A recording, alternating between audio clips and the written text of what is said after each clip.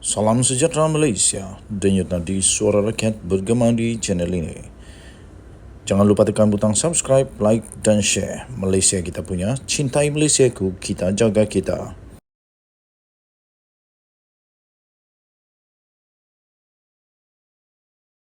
Salam sejahtera Malaysia, denyut nadi suara rakyat bergema di channel ini. Bakal ada kejutan besar untuk negara Malaysia.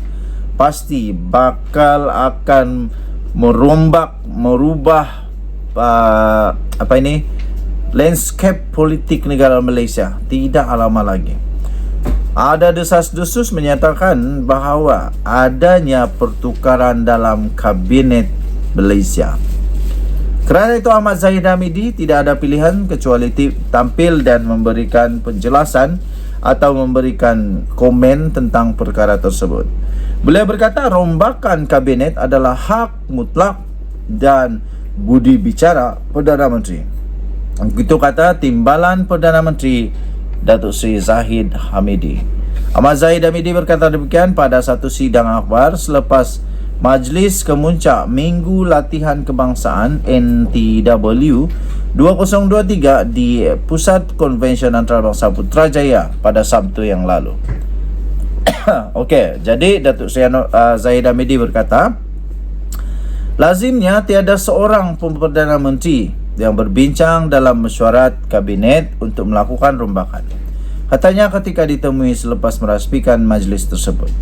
Sebarang rombakan kabinet di bawah kerajaan perpaduan adalah hak mutlak, ya tuan-tuan dan puan-puan, hak mutlak dan berdasarkan budi bicara daripada Perdana Menteri Malaysia. Siapapun Perdana Menteri Malaysia mungkin begitulah. Kata Timbalan Perdana Menteri itu Datuk Seri Ahmad Zahid Hamidi. Beliau berkata demikian ketika beliau diminta untuk mengulas desas-desus yang tersebar mengenai kemungkinan bahawa Perdana Menteri Datuk Seri Anwar Ibrahim akan merombak barisan jemaah menteri selepas pilihan raya negeri PRN. 6 negeri yang akan mengadakan PRN pada tahun ini adalah Kelantan, Terengganu, Kedah, Selangor, Negeri Sembilan dan Pulau Pinang. Ada 6 semuanya. Okey, jadi pastinya akan ada persaingan yang sengit dan hebat. Sementara itu semasa dirujuk mengenai prestasi jemaah menteri ketika ini, Ahmad Zahid berkata pada pandangannya semua menteri telah pun melaksanakan tugas dengan baik. Okey, tuan-tuan dan puan-puan yang dihormati sekalian, dengan komen daripada Datuk Seri Dr. Zahid Hamidi ini, saya fikir memang benar kemungkinan besar desas-desus kabar angin itu mungkin boleh berlaku. Kerana kalau tidak, pastinya Timbalan Perdana Menteri ini akan membuat penafian. Beliau pasti akan menafikan dari perkara begitu ada sedang berlaku dan sebagainya. Tetapi dengan statement yang sebegini seolah-olah memang betul akan ada, dan itu semua betul-betul bergantung kepada budi bicara hak mutlak daripada Perdana Menteri, hak mutlak daripada Anwar Ibrahim.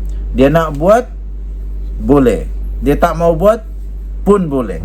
Jadi kita mau melihat jugalah, kalau betul ada rombakan, kita mau melihat juga rombakan yang mana, siapa yang bakal dirombak, siapa yang bakal disingkir, siapa yang bakal ditambah kementerian dalam kementeriannya, siapa yang itu yang menjadi persoalan. Okey, apapun kita nantikan saja siapakah yang bakal ditukar oleh Datuk Seri Anwar Ibrahim. Denyut nadi suara rakyat bergema di channel ini. Bye-bye.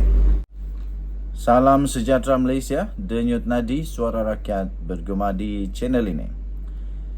Tidak lama selepas Azalina Osman Said mengumumkan bahawa tidak ada ditemui bukti yang menunjukkan bahawa adanya dana daripada judi, yang dikatakan dana daripada judi itu, akhirnya Datuk Seri Anwar Ibrahim Perdana Menteri Malaysia membuat kenyataan dan membuka mulutnya.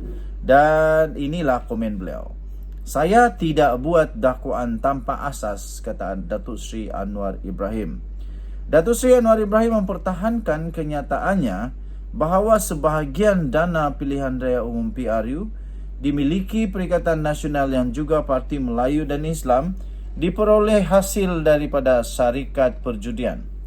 Perdana Menteri itu menegaskan tidak akan membuat sebarang dakwaan tanpa asas. Katanya lagi, sila baca kenyataan yang lengkap dan baru ambil tindakan. Tapi kalau dia, pengerusi Perikatan Nasional PN, Tan Sri Muhyiddin Yassin mahu bawa terus ke muka tindakan sivil atau tindakan saman, silakan katanya.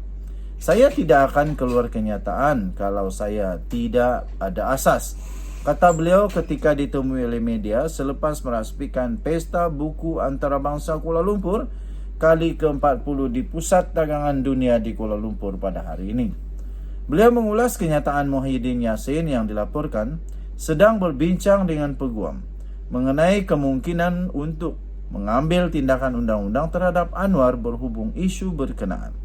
Sebelum ini Anwar pernah membayangkan sebahagian dana pilihan raya PN datang dari syarikat perjudian yang terbabit dengan cabutan khas. Mengulas lanjut, Anwar menjelaskan siasatan berkenaan isu itu masih lagi dijalankan oleh agensi bertanggungjawab bagi mengumpul bukti sebelum tindakan sesuai diambil. Katanya sudah tentu ada banyak agensi dan siasatan ini apabila ada bukti barulah diambil tindakan. Biarlah agensi itu jelaskan.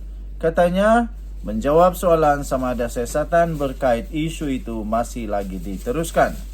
Isu berkenaan berbangkit selepas Anwar Ibrahim ketika sidang media pada 5 Disember tahun lalu membayangkan sebahagian dana pilihan raya beberapa parti Melayu dan Islam datang daripada syarikat perjudian yang terbabit dengan cabutan khas judi.